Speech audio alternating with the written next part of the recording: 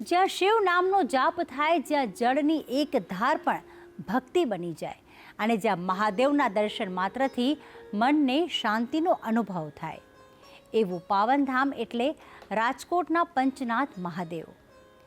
સૌરાષ્ટ્રની આ ધરતી પર બિરાજતા પંચનાથ મહાદેવને ભક્તો શ્રદ્ધા અને આસ્થાથી શીશ નમાવે છે. તો ખાસ કરીને શ્રાવણ માસમાં એ શિવભક્તિનો અનોખો માહોલ જોવા મળે છે. બેલીપત્ર, જળાભિષેક અને હર હર મહાદેવના નાદથી સમગ્ર મંદિર પરિસર શિવમય બની જાય છે. કહેવાય છે કે મહાદેવના ચરણોમાં સાચા હૃદયથી અર્પણ કરેલી ભક્તિ ક્યારેય વ્યર્થ નથી જતી. તો આવો શ્રદ્ધાના પાવન ભાવ સાથે પંચનાથ મહાદેવના દિવ્ય દર્શન કરીએ. દર્શન કરો પ્રભુ શ્રી રામની અદ્ભુત મૂરતના. અહીં શ્રી હરિ વિષ્ણુના બંને સ્વરૂપના એક મૂર્તિમાં થાય છે દર્શન.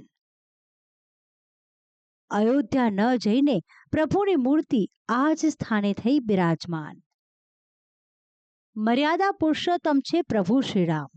રામ નામનું નિરંતર સ્મરણ જાતકના મોહ અને અહંકારનો નાશ કરે છે અને જ્ઞાનનો પ્રકાશ અર્પે છે.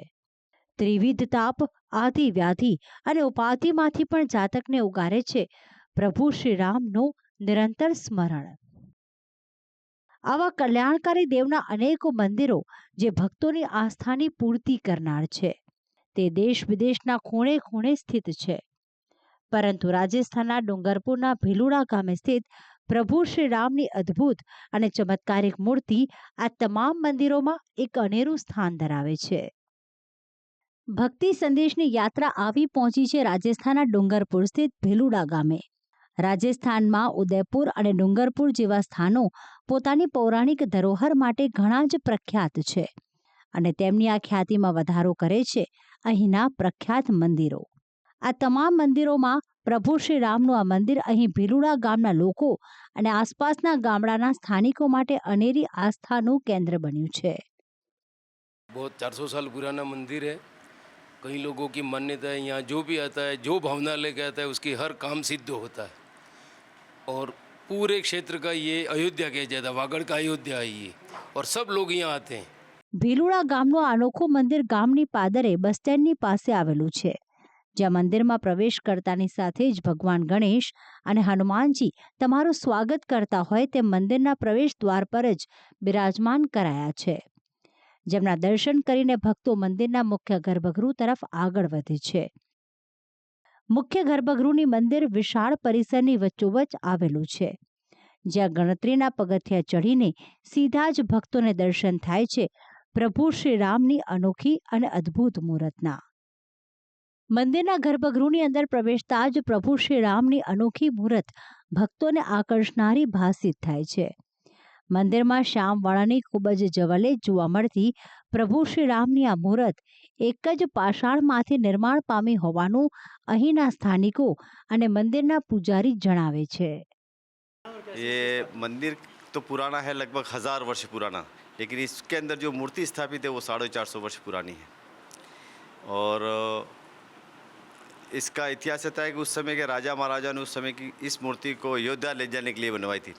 लेकिन उस समय जब रात्रि विश्राम होते थे और जब उस गांव में जब विश्राम हुआ उस समय ये मूर्ति यहाँ से हटी नहीं. बहुत सारी बैलगाड़ियाँ लगा दी, बहुत सारे बैल लगा दिए, आगे नहीं बढ़ी. फिर उस समय के राजा को उस समय सपने में भगवान ने बताया कि जिस मूर्ति को आपने अयोध्या ले जाने के लिए बनवाई उसी मूर्ति को इसी गांव में ये रघुनाथ मंदिर है वहीं स्थापित कर दो. इसके पहले ये विष्णु भगवान का मंदिर था, जब से राम जी यहीं विराजमान. પ્રભુ શ્રી રામની આ મૂર્તિ એક અનોખી એટલા માટે છે કારણ કે આ મૂર્તિમાં શ્રી કૃષ્ણ અને પ્રભુ શ્રીરામ બંનેના એક સાથે દર્શન ભક્તોને થાય છે.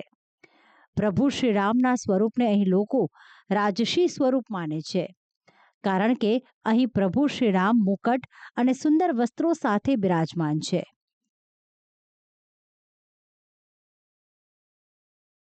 લોકવાયકા પ્રમાણે આ મૂર્તિ તેના પગના ભાગેથી ખંડિત છે, પરંતુ સ્વયં ભગવાને મૂર્તિના મૂર્તિકારને સપનામાં આવીને પોતાનો પગ આવો ખંડિત જ રહેશે તેવી માહિતી આપી હતી, જેથી આ મૂર્તિને અહીંના સ્થાનિક લોકો જાગૃત માને છે અને નિત્ય અહીં દર્શન કરીને ધન્યતા અનુભવે છે. પ્રભુ શ્રી રામના ચમત્કાર અને અહીંની મૂર્તિ જાગૃત હોવાને લઈને દૂર દૂરથી ભક્તો અહીં દર્શનાર્થે આવે છે અને પ્રભુ શ્રી રામના દર્શન કરીને કરે છે ધન્યતાની અનુભૂતિ. ભક્તિ સંદેશ, સંદેશ ન્યૂઝ, ડુંગરપુર, રાજસ્થાન.